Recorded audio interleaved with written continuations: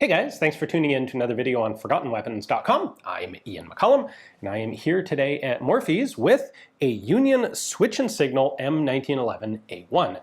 There are 5 companies that manufactured 1911 pistols for the US government during the Second World War. The rarest of those is Singer, of course, but they only made 500. They made not an experimental, they made an educational production batch and then nothing else. Of the companies that actually mass-produced the pistols, Union Switch and Signal is the rarest, having completed just 55,000. And that wasn't because of any production problems, it was simply because they were the last company to be contracted to make pistols, and they actually didn't have to make all that many of them. Their contract actually initially was for 200,000 guns, but that, before guns actually started being delivered, that was reduced to just 30,000 when the US government realized, like, we kind of over-ordered, we don't actually need that many pistols. So they dramatically chopped down the pistol contract and instead asked Union Switch and Signal to start making M1 carbine parts when they were done with those pistols. Then, of course, before they were able to make that transition, the government nearly doubled the contract back again, added 25,000 to it, so ultimately we end up with 55,000 guns that are delivered by Union Switch and Signal. This was a significant manufacturing company. They had done a bunch of Ordnance Department work, War Department work during World War I. They did a bunch of other manufacturing for the military during World War II. They made everything from mortar fuses to bomb tail fin assemblies, artillery shells, parts of US Navy coating machines, 1911s, M1 carbine parts. They were doing a whole bunch of stuff. They were a highly talented, skilled, and effective manufacturing company. Their pistols during the war tested particularly highly for parts interchangeability.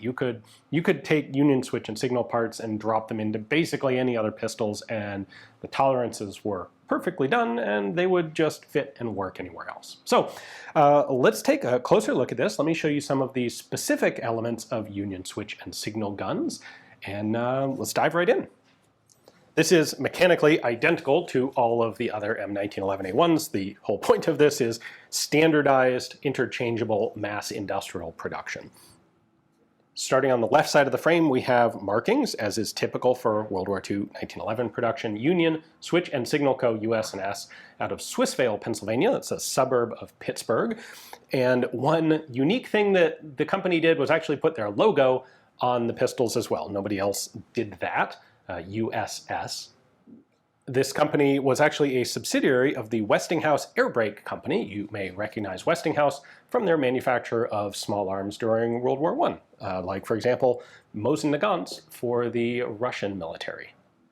On the right side of the frame are our other markings. This is, of course, an M1911A1, US Army pistol, US property, serial number here. Each company got specific serial number blocks to work with. Union Switch and Signal had a single block running from 1,041,405 to 1,096,404, which means this is like 180 pistols from the very end of production. This is almost the last one that they ever made.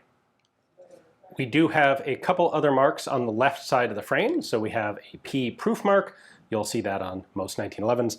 On the Union Switch and Signal guns, this marking actually is not added until about 1,060,000 in the serial number range. We also have our final inspection mark here. That is in a circle RCD. Those are the initials of Lieutenant Colonel Robert C. Downey. He was the head of the Pittsburgh Ordnance Department who did the inspection on these guns. We have checkering in all of the normal places for a 1911A1, on the slide stop, on the safety, on the hammer. Note that this is a wide short spur hammer. Checkering on the mainspring housing, and checkering on the trigger face. Union Switch and Signal made the frames for these pistols, and they did all the assembly, but they actually only made 11 of the other parts out of 54 total in the pistol. So they did produce the disconnector, the ejector, the firing pin stop, the front sight, the hammer, the safety lever, the mainspring housing, the plunger tube, which is that little guy, the rear sight, the sear, and the slide. All of the other components, including all the magazine components, Everything else they subcontracted out to other firms. They also subcontracted out the grip panels. These went to the Keys Fiber Company. So if we take a look at the backside of these grip panels, you can see there's this reinforcing crossbar in there, plus this little star-shaped mold mark. These grips were made by the Keys Fiber Company. That's actually the same company that did the grips for the Singer 1911s, but these were done much later, and they added those reinforcements as a product improvement. Those reinforcements are not on the Singer pattern ones. Let's go ahead and take this apart.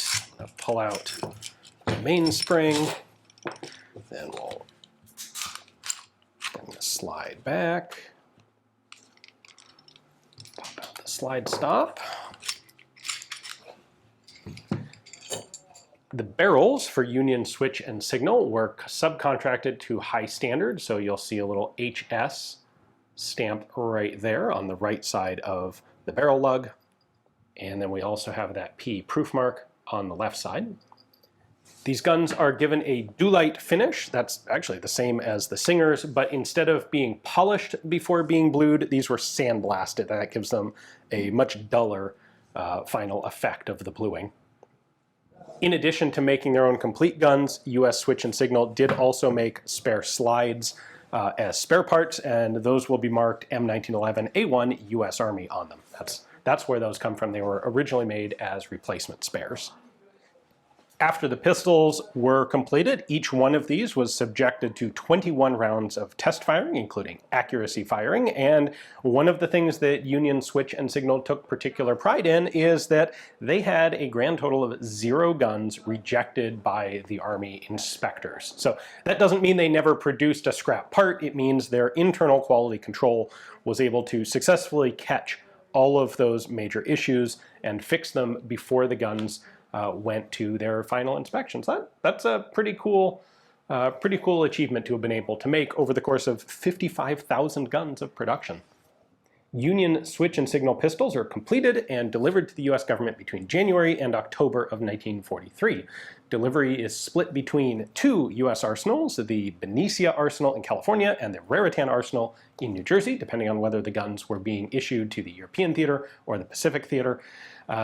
That marks the end of 1911 production at Union Switch and Signal, October of 43, but it's actually not the end of their work in the pistol field in general. In 1944, they actually come back and get another contract to supply just raw frame forgings to the Ithaca Gun Company, but actually more forgings than they actually did complete pistols. It was over 73,000 pistol forgings to go to Ithaca just to help supply the Ithaca Gun Company's production. That's something that maybe people aren't familiar with about US World War II small arms production is there was actually a fair amount of intercompany cooperation.